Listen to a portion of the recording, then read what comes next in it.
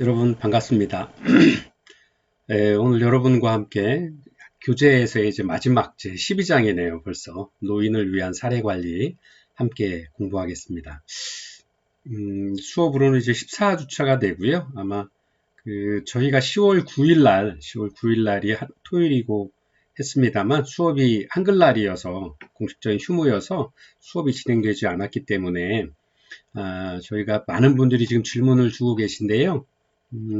기말고사는 12월 18일 날, 그게 이제 15주차가 될 것 같습니다. 그래서 그날 시험을 다 마무리하는 걸로 하고 이제 종강을 그때 진행하는 걸로 이렇게 하려고 하고 있습니다. 그게 이제 학사 규정에 맞고요.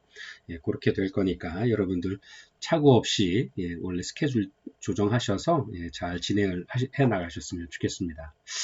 그리고 저희가 오늘 함께 공부하게 될 제12장 노인을 위한 사례관리는 실제로는 그동안 저희가 사회복지를 공부하면서 사회복지라고 하는 것이 출발이 이제 사회 문제에서 출발을 하게 되지 않습니까? 그래서 그동안 우리나라에서 지키는 또는 글로벌하게 전 세계적으로도 주변 국가들과의 어떤 문제점들을 좀 사회 문제라고 하는 것들을 좀 관심을 가지고 보셔서 아시겠지만 실제 노인들의 이 고령화 속도, 특히나 이제 일본, 뭐 이제 대만, 또 뭐 다른 여러 나라들도 있겠습니다만 특히나 그것보다도 우리나라에서의 노인을 위한 어떤 다양한 문제들이 발생하는 것들 중에 가장 큰 문제가 하나가 노인분들이 급속하게 인구가 늘어나고 있고 또 그러한 노인 인구의 급속한 증가에 맞춰서 국가의 어떤 그 생산 가능 인구, 보통 이제 뭐 18세에서 54세 정도까지를 이야기는 우리가 흔히 이야기하는 청장년층 분들이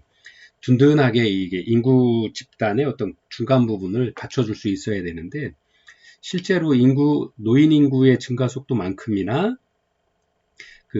생산 가능 인구들이 뒤를 받쳐서 있지 않기 때문에 그것이 좀 더 심각한 사회 문제로 일어나고 있다. 그것이 지금 우리나라에서 발생되고 있는 사회 문제다라는 것들은 다 인지하고 계실 거라 생각을 합니다. 그리고 흔히 이야기하는 게 이제 노인 인구에 비례해서 뭐 이제 출산율도 좀 같이 올라가야 되는데 노인 인구의 그 증가 속도는 급격하게 상승 곡선을 그리는 데 비해서 새로운 신생아 출산율은 오히려 우리나라가 또 전 세계에서 가장 낮은 뭐 1명 정도 수준이 안 되고 이제 뭐 0.98, 2019년, 뭐 2020년 통계를 보면 그 출산 가능 인구가 이제 평생 동안 한 명의 아이를 출산하지 않는 지금 이제 0.98까지 떨어졌었죠. 그래서 그런 어떤 인구 신생아의 어떤 출산율이 굉장히 떨어지고 있는 것들은 또 그것도 아래에서 최계 우리나라 1등이죠. 그래서 노인 인구의 증가 속도도 1등. 그다음에 신생아 출산율도 이제 떨어지는 속도가 1등. 그래서 실제 그 사이의 간극이 외국의 어떤 노령화 속도나 어떤 그런 거에 비해서 사회의 변화의 흐름에 비교해 보면 외국의 사례가 이제 고령화 되는데 뭐 한 100년 정도가 걸렸다라 그러면 평균 우리나라 뭐 한 50년, 60년 이렇게밖에 걸리지 않게 되는 거죠. 거기다가 신생아의 출산율들이 굉장히 급속한 속도로 떨어지다 보니까 실제 노인 인구의 구성에 있어서도 거꾸로 통상적으로 이렇게 피라미드 꼴이 어떤 그 인구 구성 형태를 가졌다라 그러면 그 상태에서 다시 중간에 다이아몬드 형태로 좀 바뀌어왔다라 그러면 지금 그렇게 다이아몬드의 형태로 바뀌는 것보다는 오히려 역삼각형으로 노인 인구는 늘어나는데 오히려 청장년층의 인구가 줄어드는 어떤 기기묘묘한 형태의 어떤 그 그래프들을 좀 그리고 있다라는 것들을 여러분들 뭐 다양한 매스컴을 통해서 아니면 학습 활동들을 통해서 주지하고 계실 거라고 생각을 합니다. 그래서 오늘은 이제 저희가 그런 노인 문제를 다룬다기보다는 이제 사례 관리에 통해서 실제 노인 어르신들이 겪고 있는 어떤 문제들에 대해서 어떠한 사례 관리 과정들을 겪는 게 좋은지에 대해서 살펴볼 건데요. 일단 우리나라의 어떤 노인 인구에 대한 문제들에 대한 것들을 한번 공부해 보도록 하겠습니다. 우리나라의 그 통계청 자료를 보면요. 2021년에 고령자 통계 추이인데요. 통계청에서 난 고령자 통계 추이인데요. 실제로 65세 이상의 인구 비중이 지금 이제 2020년이니까 16.5% 정도가 되고 인구 수로는 뭐 이제 약 한 65세 이상 인구가 약 853만 명 정도가 된다고 합니다. 우리나라 인구가 총 한 5천만 명 정도로 보시는데요. 853만 명이시면 굉장히 많은 약간 16%, 17% 정도 되는 어떤 그 고령 인구의 비율들을 보여주고 있죠. 그 다음에 이렇게 점점 늘어서 상승 곡선이 굉장히 가파르죠. 2050년이 되면 약간 1900만 명 정도가, 그래서 약 39.8%의 인구 그 비중이 고령 인구, 노인분들로 차지하게 될 거다라는 어떤 이런 통계 추이를 보고 있습니다. 그래서 실제로 우리나라는 다른 어떤 서구 선진국보다도 굉장히 좀 빠르게 고령 인구에 대한 어떤 사회 문제들을 풀어나가기 위한 어떤 준비들을 좀 서둘러서 해야 되는 부분들이고요. 또 이러한 사회복지에서 고령 인구의 어떤 특성을 살리는 사회 정책이나 대책들도 좀 개발하고 실천해 나가야 되겠지만, 그러한 어떤 노인 인구분들을 정책적으로 뒷받침하기 위한 방법이 이제 사례 관리다. 노인분들을 위한 사례 관리가 좀 필요하다라고 하는 거죠. 그리고 실제로 그 노인 인구의 특성에 맞는 어떤 사례 관리의 어떤 실천 방안들을 좀 지속적으로 개발하고 어떤 그런 모델링들을 좀 해나가야 되겠다 하는 것들입니다. 그래서 특히나 이제 사례 관리에서도 노인을 위한 사례 관리를 공부하게 된 것들은 현재 이러한 그 사회 문제와 또 크게 멀리 있지 않다라고 이렇게 생각해 볼 수 있을 것 같습니다. 그리고 또 이와 관련해서 또 통계청의 2020년 출생 통계를 좀 한번 보면요. 오히려 시간이 갈수록 점점 줄어드는, 2009년만 돼도 조금씩 늘어가고 있다가 2013년이 되면서 점점 줄어드는, 일부 조금 변화가 있었습니다만 그래프 곡선이 지금 이렇게 그려지는 거죠. 이렇게 뚝 떨어져서 이렇게 왔다가 이제 뚝뚝 떨어지는. 그래서 2019년에 뭐 0.918. 그래서 실제로 출산 가능 인구가 결혼을 해서 아이를 낳는, 한 가정의 아이를 낳고 키우는 과정이 2017년 1.05명을 기준으로 이제 그 이하로 떨어지기 시작을 한 거죠. 현재 2020년을 보면 약 한 0.84명. 그래서 실제로는 이러한 어떤 그래프만 보았을 때도 노인 문제가 좀 심각하구나. 그리고 앞으로 뭐 몇 년 후에 우리나라의 인구가 급속하게 줄어들게 되면서 청장년층, 가계경제에 또는 국가경제에 가장 큰 역할을 할 생산 가능 인구들이 많이 부족하겠구나. 그리고 이러한 문제들 때문에 이러한 노동력이나 어떤 그 생산 활동들을 하기 위한 외국과의 어떤 협력들이, 외국인 근로자분들이 많이 오셔야 지금 같은 어떤 업무들을 진행해 나갈 수 있겠다라는 것들을 쉽게 이런 통계를 보면서 예상을 하실 수도 있죠. 그래서 우리나라의 어떤 노인 문제들을 여러분도 잘 아시는 것처럼 노인 인구의 급격한 증가 속도도 1등. 그 다음에 또 하나, 노인의 빈곤율도 우리나라가 가장 높죠. 그 다음에 또 노인분들이 경제생활이 좀 열악해지다 보니까 노인의 자살률도 우리가 또 전 세계에서 가장 높은 추이에 들어가는 또 그런 국가 중에 하나다라는 것들은 잘 알고 계실 겁니다. 또 이제 이러한 신생아 수가 줄다 보니까 이제 이런 그 젊은 그 세대들이 이제 결혼을 하셔도 아이를 낳겠다 하는 생각들을 잘 하시지 않는 것과도 일맥상통한 부분들이죠. 저출산에 관한 문제. 그래서 저출산에 관한 문제들은 왜 아이를 안 낳느냐에 대한 부분들에 대한 고민이 좀 많이 있어야 되는데요.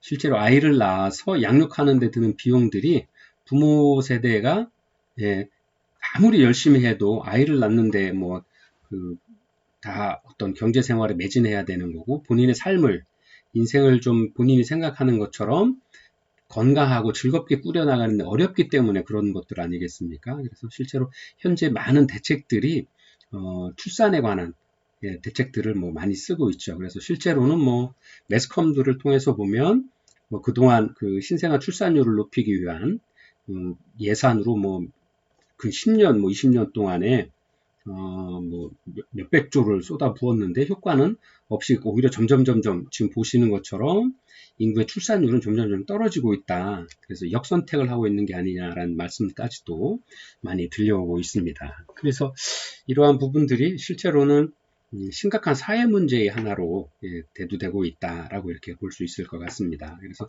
이러한 사회 문제들은 이렇게 좀 노인에 관한 문제들은 우리가 좀 바라볼 수 있을 것 같고요. 그리고 이제 실제로 우리가 이제 사례 관리에 대한 실무를 공부를 하고 계시니까 실제로 사회복지 현장에서 어떤 사례 관리를 하고자 할 때 어떤 절차를 거쳐서 하는지를 보는 것도 굉장히 중요하겠습니다만, 이러한 클라이언트, 즉 노인분들을 위한 사례 관리가 왜 필요한지, 그리고 사회에서의 어떤 구조적인 어떤 문제라든가 아니면 인식의 변화의 필요성들은 없는지, 그리고 또 하나, 노인 인구가 그만큼 늘어난다라고 하는 것은 거꾸로 인간의 평균 수명이 굉장히 늘어나서, 네, 그분들이 노인이 된 이후에도 오랜 시간, 뭐 짧게는 10년, 길게는 20년, 30년의 시간들을 삶을 유지하시고 계시기 때문에 그 기간 동안에 그 노인 어르신들의 삶의 질에 관한 문제가, 그러한 관심이 굉장히 많아졌다라고 할 수 있는 거죠. 그리고 또 건강하게 노년을 보내실 수 있도록, 예, 사회에서 또는 국가에서 어떤 그런 준비를 하는 것도 복지의 관점에서는 아주 굉장히 중요한 어떤 부분이다라는 것들을 저희가 인식을 할 필요가 있습니다. 그래서 노인을 위한 사례 관리 필요성들은 뭐 굉장히 어떤 중요한 노인 복지를 위한 어떤 부분들에 있어서의 사전 어떤 지식들을 이해하는 부분들도 중요하다라고 이렇게 보여집니다. 자, 그런데 여기서 이제 노인을 위한 사례 관리 필요성들도 중요하지만 이제 실제로 노인 복지를 위한 어떤 정책들이 우리나라에서는 이제 보건복지부 산하에 뭐 노인 복지 정책들을 하는 기관도 있을 거고요. 관련 기관들이나 어떤 공공기관들이 많이 있는데요. 멀리서 찾아볼 게 아니라 제가 이제 여러분들하고 수업 준비를 하면서 찾아보니까 천안에도 노인종합사회복지관이 있어요. 그 다음에 각 뭐 도 단위로도 있고 뭐 국가에서 다루는 단위도 있고 한데 굳이 멀리 가지 않더라도 일단 천안 지역의 노인분들을 위한 어떤 사례 관리 사업들, 이런 것들은 주로 어디에서 이루어지는지를 좀 한번 같이 보고, 예, 교재에 있는 내용들을 한번 같이 공부해 보도록 하겠습니다.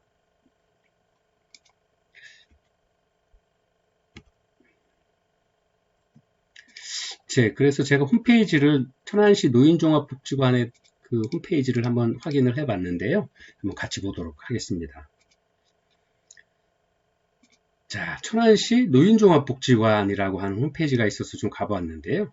자, 이 노인종합복지관에서 어떤 일들을 하는지를 살펴보면 실제로 우리가 현장에서 실제 그 지역사회에서 이러한 노인 복지에 관한 문제들을 어떻게 다루는지, 그리고 이러한 다루는 기관들이 꼭 사회복지관뿐만 아니라 다양한 기관에서 사례 관리들을 하고 있다라는 것들을 좀 볼 수 있겠는데요. 그런 어떤 노인 복지에 대한 전반적인 어떤 흐름들을 바로 이런 종합복지관 같은 곳에 업무를 좀 보게 됨으로써 이런 것들을 좀 쉽게 이해할 수 있을 것 같습니다. 그래서 먼저 그런 사항들을 좀 먼저 지켜보고 함께 공부해 보도록 하겠습니다.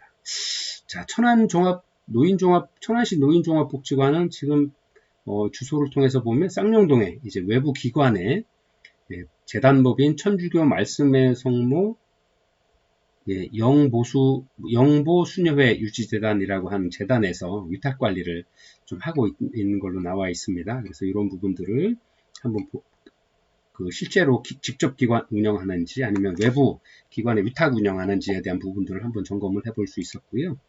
이러한 노인종합복지관에서 하고 있는 회원분들로 되어 있는 분들을 위한 사업들이 뭐가 있는지 한번 보도록 할 건데요. 실제로 노인종합복지관에서는 천안에서는 실제 복지관을 이용하시고자 하시는 많은 분들에게 회원 가입을 하고 있습니다. 그래서 65세 이상 어른으로서 주민등록상 천안시에 거주하고 있는 분들은 이용 대상으로 다 되실 수 있고요. 이분들이 신분증을 지참을 하셔서 회원 가입을 하시면 노인종합복지관에서 하고 있는 다양한 사업에 참여할 수 있도록 이렇게 이러한 어떤 시스템들을 갖추고 있다라는 것들을 볼 수 있습니다. 그래서 새로 오시면 회원 어른들에 대한 생신잔치, 환영회, 그 다음에 신규 회원들의 나들이, 신규 회원의 소양교육 등 다양한 업무를 하고 있는데, 그런 업무들 중에 하나가 이제 여기에 지원 사업들로 좀 한번 살펴보도록 하겠습니다. 첫 번째가 가장 큰 사업이 어르신들의 사회교육 사업이라고 나와 있습니다. 그래서 배움의 욕구 충족과 취미, 여가 생활을 할 수 있도록 하는 것들인데요. 대개 이제 이런 어떤 그 취미 생활들이 많이 되어 있는 것 같습니다. 그래서 어떤 만 65세 이상의 복지관 이용 회원분들은 1인당 최대 5과목까지. 예, 그래서 반년 동안 하는데 5,000원씩 받게 되는 거죠. 예, 과목당 5,000원을 이용자 부담금으로 납부를 하시고요. 그러면 이제 그런 프로그램에 다 참여해 주시게 되는 거죠. 그리고 또 이것도 이제 국민기초생활수급자일 경우에는 3과목 정도는 무료로 참여를 하실 수가 있게 되는 거죠. 그래서 1인당 최대 시간이 되시면 5과목까지 수강이 가능하시니까 아마 국민기초생활수급자 어르신들께서는 한 3과목 정도 수료가 무료로 되니까 최소한 3과목 정도는 수업을 받으실 수가 있게 되는 거죠. 그리고 실제로 또 이렇게 노인 사회교육대학이라는 것들을 운영을 해서 뭐 어르신들이 좀 배우고자 하시는 어문학이라든가 컴퓨터, 또 문화예술, 그다음에 음악, 또 스포츠, 그다음에 댄스 학부, 건강학부 같은 이런 다양한 학부에서의 프로그램들을 실제 이용을 할 수 있도록 이런 프로그램들을 지원하고 있다라고 하는 것들을 알 수 있습니다. 그리고 사회 교육 사업이 하나였고요. 지금 이제 사회 참여 지원 사업도 이라고 하는 것도 하고 있고요. 실제로 이제 보람찬 노후, 건강한 인생, 또 은빛 봉사단이라고 하는 어떤 봉사단을 구성을 해서 65세 이상 어른들의 사회 참여 활동들을 지원을 하고 있습니다. 그래서 여기도 보면 식당 깔끔이 팀, 함께 해요 팀, 기쁨 두배 팀, 멋진 선배팀, 아카데미 팀, 뭐 해서 이런 다양한 활동들을 하는 자원봉사 활동 팀들을 구성을 해서 하고 계시네요. 그래서 노인복지관의 식당의 어떤 정리정돈을 하는 팀, 그 다음에 함께해요 팀은 안내 및 무인 발권기 도우미 활동들을 하는 복지관에서 안내 데스크에서 활동하시는 어르신들, 그리고 복지관에서 하는 행사나 다른 지역사회 주변 환경을 하시는 기쁨 두배팀, 또 멋진 선배팀이라고 해서 이제 신규 회원 환영회 하고 기관 소개 활동들을 해주시는 분들, 또 아카데미 팀은 아카데미 공부하기 위한 학과들이 있었죠. 그런 수업 과목에 도움을 주시는 컴퓨터 등 보조 활동을 하시는 분들이 이런 활동들을 봉사단으로서 활동을 하는 사업들을 하고 있고요. 또 하나 이제 권익증진 사업이라고 해서 어르신들의 권익증진 사업을 좀 진행을 하고 있어요. 그래서 지역사회에서의 노인 인식 개선을 통해서 노인에 대한 긍정적인 인식을 부여하고 어르신 권익 보호 교육으로 스스로의 권익을 보호할 수 있도록 하는 사업들입니다. 보통 이제 인식 개선 사업으로는 이렇게 홍보 활동들이나 보호기관과의 연계, 또 노인 학대 예방 활동들을 좀 하는 것들을 하고 있고요.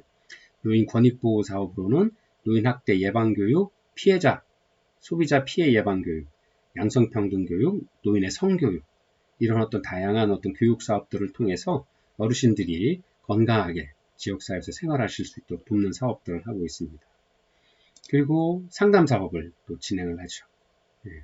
그래서 상담 사업은 이제 일반 상담, 또 외부 상담, 뭐 이런 것들을 통해서 일반 상담은 이제 상담가 선생님들이 일상에서의 생활 상담들을 좀 진행을 한다라고 보면, 외부 상담들은 특별히 전문적인 어떤 지식이 필요한 어떤 경우에 법률이나 세무나 성, 또 심리나 우울증 등 전문가 상담과 연계하는 어떤 이런 사업들도 진행을 해 나가고 있는 것들을 볼 수 있습니다.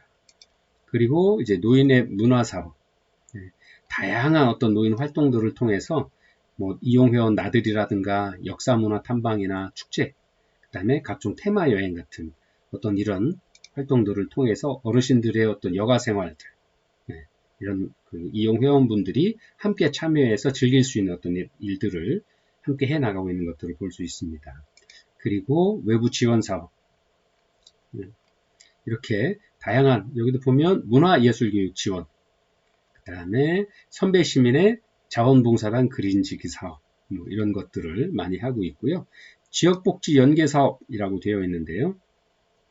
지역의 어떤 외부 기관들과 연계해서, 여기 천안에서는 천안 KT IT 서포터즈 연계 스마트폰 교육, 실제 어르신들이 스마트폰을 사용을 하시지만 그것들을 좀 잘 건강하게 사용하실 수 있도록 하는 부분들, 그 다음에 요즘에 이제 뭐 보이스 피싱이나 뭐 스미싱이나 뭐 여러 가지 많죠. 그런 부분들에 대한 교육들도 하고요. 이제 국민건강보험공단과 함께 건강백세, 운동교실, 치매 예방 운동 같은 것들을 하는 일들도 하고 계십니다. 그리고 건강생활 지원 사업, 건강 유지를 위한 어떤 서비스들이죠. 경로 식당을 운영한다든가 임의용, 수지침, 뭐 찜질, 운동실 같은 것들도 운영을 하고 있고요. 그다음에 이제 노인 맞춤 돌봄 서비스. 실제로 이제 우리가 하고 있는 노인 장기 요양보험에서 하고 있는 다양한 업무들이라든가 또 그 외에도 안전 지원에 관한 부분, 방문이나 전화를 통해서 안부 확인하는 또 생활 안전이나 이런 말벗 도움 서비스, 그 다음에 사회 참여하는 사회관계 향상 프로그램, 뭐 자조 모임 활동, 생활교육, 또 일상생활이나 그 외에 다양한 연계 서비스 활동들을 좀 진행을 해 나가는 것들을 볼 수 있습니다. 그리고 마지막으로 노인 사회활동 지원 사업인데요. 노인 일자리 참여입니다. 그래서 노인의 어떤 복지 활동에 관한 것들과 함께 공익활동형, 사회 서비스형, 뭐 시장형, 보통 크게 세 가지의 업무를 통해서 실제 어르신들이 지역 사회 내에서 다양한 업무를 해 나가실 수 있도록, 그리고 그런 것들을 통해서 여기도 보시면 공익활동형은 기초연금 수급자로서 월 30시간 이제 1일 3시간 정도 활동들을 하시는 거죠. 그래서 천안시 지역 내 공공기관이나 생활시설, 비영리 단체 등에서 어떤 활동들을 하고 일정 수익을 좀 가져가실 수 있도록 하는 거죠. 왜냐하면 여러분도 아시다시피 그 어르신들 노인연금을 수령한다거나 그런 것들 미리 준비하지 못하신 분들이 많아서 우리나라 노인분들의 가장 큰 특징이 이제 노인의 빈곤에 관한 문제가 아주 심각하죠. 그래서 그런 어르신들의 자립을 도울 수 있도록 하는 어떤 공익활동형 사회활동 지원 사업입니다. 뭐 그린시티라든가 생활시설 지킴이, 대중교통 지킴이, 실버 공공기관 도우미, 청소년 선도봉사, 또 뭐 학교 지원, 학교에 대해서 어떤 지원 업무들을 하는 부분들, 또 문화재 시설 봉사하는 부분들, 독립기념관 같은 곳에서 하는 거죠. 또 연중 사랑 나눔이 하는 활동들. 그래서 이런 활동들을 통해서 소정의 수익을 가져가심으로써 봉사활동과 함께 노인으로서도 어떤 사회적인 어떤 활동에 참여하시도록 하는 이런 일들을 굉장히 다양하게 진행을 해 나가고 있다라는 것들을 볼 수 있습니다. 그리고 이제 실제로 보통의 이제 노인종합복지관에서 노인복지센터들을 운영을 하고 있죠. 그래서 뭐 재가 노인에 대한 지원 서비스, 그 다음에 노인 장기 요양, 또 주간보호 서비스, 또 노인 장기 요양에 있어서의 방문 요양이나 목욕 서비스, 이런 활동들을 구체적으로 해 나가고 있습니다. 그래서 이 부분에서 재가 노인 지원 서비스에서 공공의 노인 기관들이 바로 여기 보이는 것처럼 사례관리 사업들을 지원을 합니다.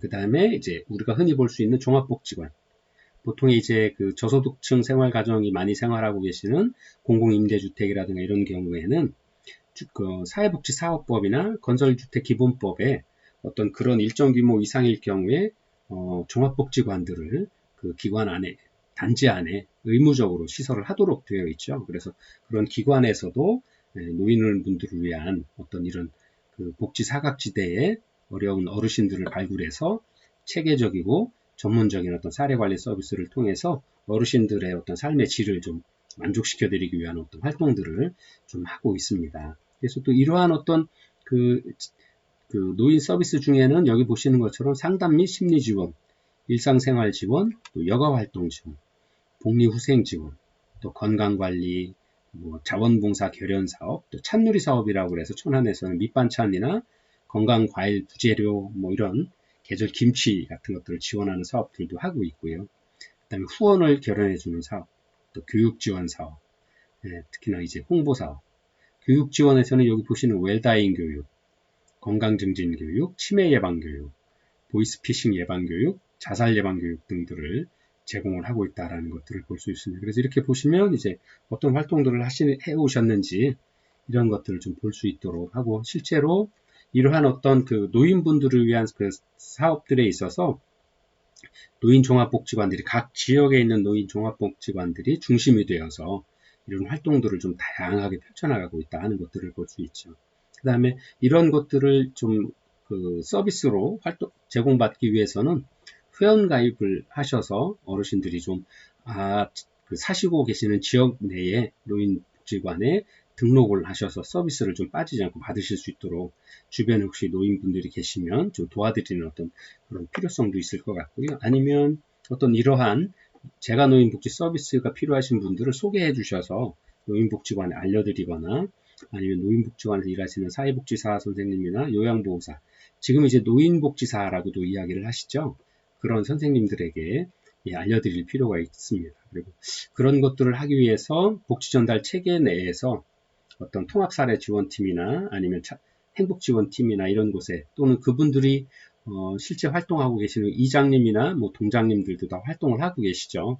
그래서 그런 분들에게도 좀 말씀을 좀 드려서 이런 어떤 서비스들을 지속적으로 받으실 수 있도록 하는 것도 많은 도움이 되실 것 같습니다. 그래서 이렇게 많은 업무들을 노인종합복지관에서 하고 있고요. 또 이런 이야기들은 거꾸로 우리가 한번 생각을 해보면 노인 어르신들에게 이러한 다양한 서비스가 필요하구나 하는 것들을 볼 수 있게, 알 수 있게 되는 거죠. 그래서 이러한 어떤 서비스들이 실제로 그 사례관리 대상자들을 만났을 때 우리가 사례관리를 통해서 처음에 접수하고 그 다음에 노인 어르신들에 대한 기초적인 요구사정을 통해서 어떠한 서비스가 필요한 건지를 적정한 노인 어르신들에게 꼭 필요한 적정한 서비스를 전달을 해야 되는데 그것이 이제 사례관리에서의 집중관리 대상이 될지 아니면 일반관리 대상이 될지 아니면 뭐 서비스 연계 대상이 될지에 따라서 우리가 이런 지역사회 내에서 실천하고 있는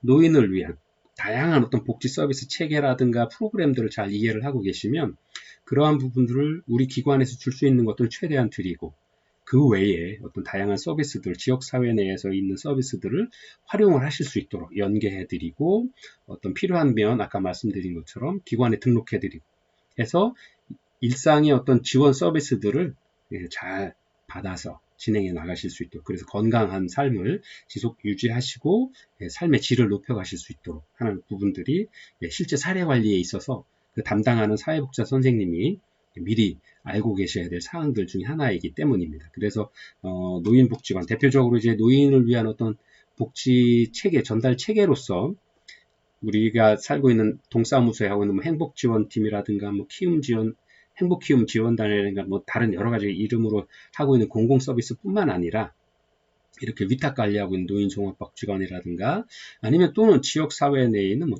종합사회복지관이라든가 이런 어떤 공공기관이든 뭐 민간기관이든 아니면 사회복지기관이든 그 외에 관심 있는 어떤 기관들이든 이런 지역사회 내에 있는 다양한 어떤 사회복지 체계, 전달 체계들을 그다음에 그런 프로그램들을 사회관리 선생님께서 미리 좀 예의주시하고 관심 가지시고서 연계도 네트워킹도 좀 하시고 또 그런 것들을 좀 미리 메모 같은 것들을 하셔서 우리를 찾아오시는 많은 노인 그 클라이언트 분들에게 서비스들을 받으실 수 있도록 안내해드리고 또 참여하실 수 있도록 도와드리고